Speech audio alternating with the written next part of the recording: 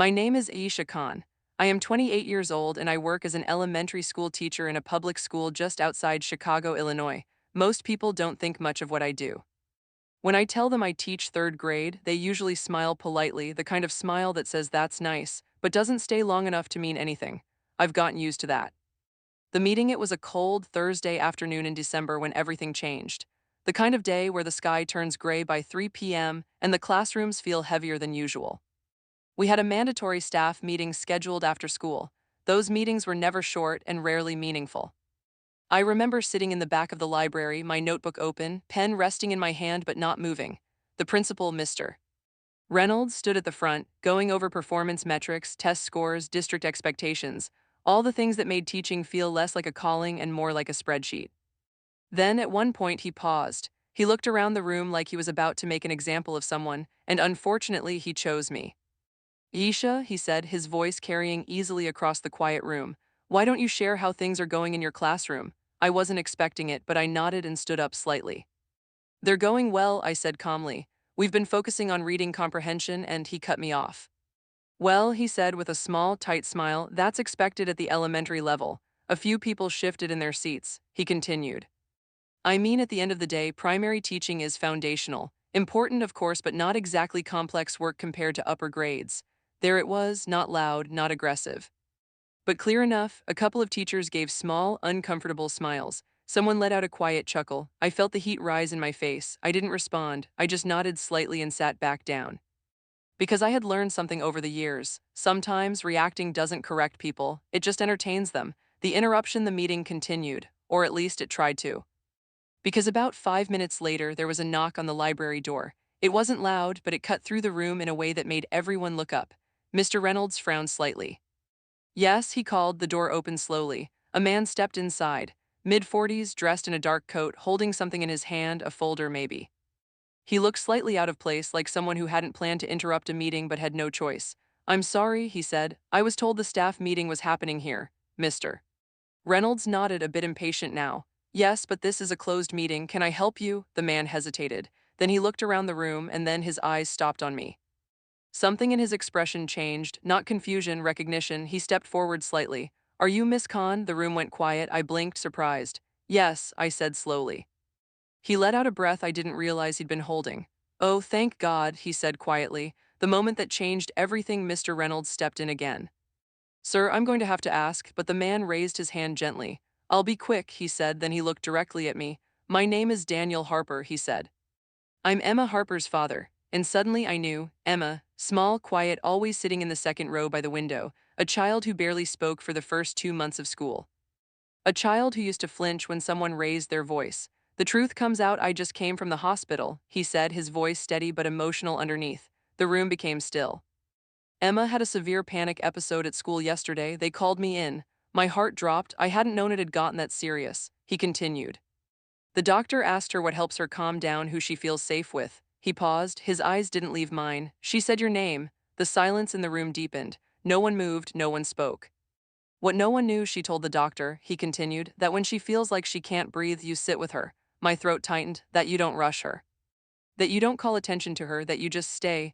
I remembered those moments, the quiet ones, the ones no one saw. He swallowed. She said you taught her how to count her breaths, how to press her feet into the floor so she feels grounded. A few teachers shifted in their seats now. The energy in the room had completely changed. The real impact, I didn't know any of this, he said honestly. She never told me how bad it was or how much you were helping her. He took a step closer. But yesterday she said something I will never forget. His voice softened. She said, when Miss Khan is there, I feel like nothing bad can happen to me. I looked down. Because moments like that, they don't feel like something you should stand in front of. They feel too personal, too real. The shift, I work in emergency response, he said. I've seen a lot of things. I know what real help looks like. He glanced briefly at the room, then back at me. What you're doing in that classroom, that's not small work. No one laughed now. No one even breathed loudly. The principal's silence. Mr. Reynolds didn't interrupt this time. He didn't correct. He didn't reframe. He just stood there, quiet. The final words. Daniel reached into his folder and pulled out a small envelope. He walked over and placed it gently on the table in front of me. There's a letter in there, he said. From Emma. I looked at it but didn't open it. I just wanted to say thank you, he added, for seeing my daughter when the rest of the world didn't. Aftermath. No applause. No dramatic reactions, just silence, the kind of silence that changes something. What happened next? The meeting ended early that day. People didn't rush out like usual. A few teachers came up to me quietly. One said, I had no idea. Another said, that matters more than any test score. Mr. Reynolds, he avoided my eyes. The letter I opened Emma's letter later that night. It was written in careful, uneven handwriting. It said, Dear Miss Khan, thank you for helping me breathe when I forget how. You make school feel safe. I like when you sit next to me and don't talk. That helps the most. Love, Emma. The truth I learned that day didn't change what I did. I still taught reading. Still graded papers, still reminded kids to line up quietly, but it changed something else. It reminded me that the most important parts of our work are often invisible. And just because something is quiet doesn't mean it's small. That night I didn't sleep much, not because of stress, not because of anxiety, but because of the letter. I must have read Emma's words at least 10 times, maybe more. Each time something new settled in, not excitement, not pride, something quieter than that, something heavier, responsibility. The next morning, the next day, the school felt different, not visibly. The same hallways, the same lockers, the same hum of fluorescent lights, but people looked at me differently, not dramatically. Just longer, like they were trying to reconcile something they hadn't noticed before. In the teacher's lounge, conversations paused when I walked in, not awkwardly, more like respectfully. One of the older teachers, Mrs. Donnelly, who had barely spoken to me all year, gave me a small nod and said, What you did for that child, that's real teaching. I smiled politely. But I didn't know what to say back, because to me, it hadn't felt like anything extraordinary. Back in the classroom, when I stepped into my classroom, everything fell back into place. The noise. The movement, the chaos of 8-year-olds trying to exist all at once. Good morning, Miss Khan, a few voices called out. Good morning, I replied, setting my bag down, and then I saw her, Emma. Sitting in her usual seat by the window, she looked smaller than usual, or maybe I was just seeing her more clearly now. Our eyes met. She hesitated for a second, then gave me a tiny smile. I walked over like nothing had changed. Good morning, Emma. Good morning, she whispered. I didn't mention the hospital, didn't mention her father, didn't mention the letter. Some things don't need to be brought into the light to be real. A quiet moment about an hour into the day, during independent reading time, it happened again. Subtle. If you weren't watching, you'd miss it. Emma's breathing changed. Her shoulders tightened. Her fingers curled slightly around the edge of her desk. I noticed immediately. Of course I did. I always had. I walked over slowly and pulled a chair beside her. I didn't say anything, didn't ask questions, didn't make it a moment. I just sat. After a few seconds, I spoke softly. Feet on the floor, I reminded her gently. She adjusted. Good, I said. Now breathe with me. Inhale, exhale, slow, steady. We sat like that for about 2 minutes, maybe less, maybe more. Time moves differently in those moments. Eventually, her shoulders dropped, her grip loosened, her breathing returned to normal. She looked up at me. You stayed, she said quietly. I nodded. Of course I did. What people do see later that week, Mr. Reynolds stopped me in the hallway. Aisha, he said, his tone noticeably different than before. Do you have a moment? I nodded. We stepped into his office. He closed the door behind us. I've been thinking about what happened during the meeting, he began. I stayed quiet. I realize now that I may have underestimated the scope of what happens in your classroom. That was a careful way of saying it. I'd like you to consider leading a professional development session for the staff, he continued, on student emotional support strategies. I looked at him for a moment, not surprised. But thoughtful. I can do that, I said, but then I added something I hadn't planned to say. Just understand it's not a strategy. He frowned slightly. It's attention, I said, it's noticing. It's staying when it would be easier to move on. He nodded slowly, like someone hearing something simple but realizing it was. The session 2 weeks later, I stood at the front of the same library where I had once been quietly dismissed. Same room, same chairs, same people, but a very different atmosphere. I didn't use slides, didn't bring charts or data, I just spoke. I'm not here to teach you something new, I began. I'm here to remind you of something you already know but may not always have time to see. I told them about small things, the student who suddenly stops participating. The one who always asks to go to the bathroom during math, the one who seems difficult but is really just overwhelmed. These are not disruptions, I said. They are signals. The room was completely still. A shift in understanding after the session, something changed in the school, not instantly, not perfectly, but noticeably. Teachers started asking different questions. Instead of what's wrong with this student, they began asking, what might this student be dealing with? And that changes everything. Emma's progress over the next few months, Emma changed too, slowly but steadily. She started raising her hand more, speaking in complete sentences, even laughing sometimes, quietly but freely. One afternoon during a class activity, she volunteered to read out loud. The entire room went still, because everyone knew how big that moment was. She stumbled on a few words, paused once. Looked at me briefly, I nodded, she kept going. When she finished, a few students clapped, not loudly but sincerely. Emma smiled, and this time she didn't look down right away.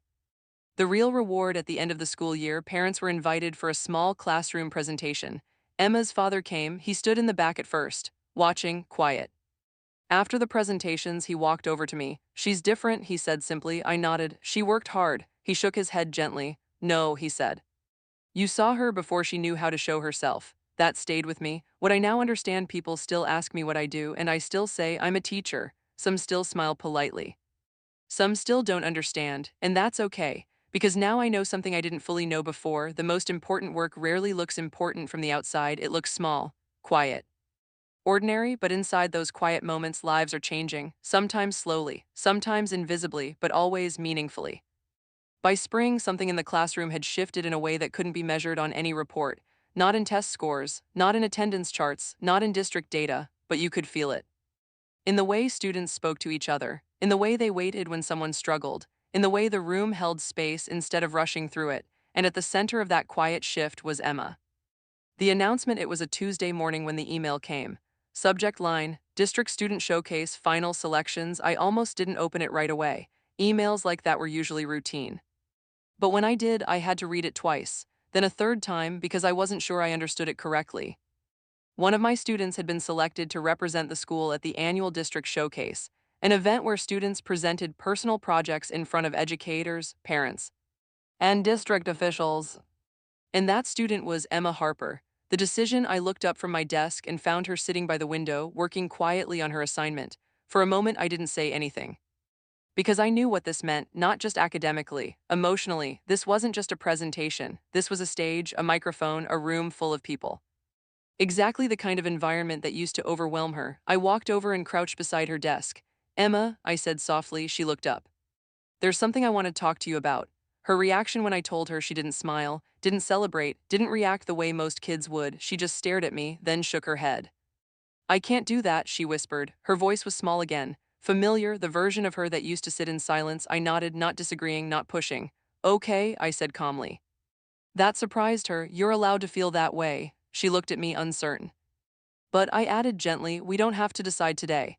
The preparation over the next few weeks, we didn't train for the presentation. We prepared differently, quietly, carefully. We practiced speaking, but only for a few seconds at a time. We stood at the front of the classroom when no one else was there. We practiced breathing before speaking, not after.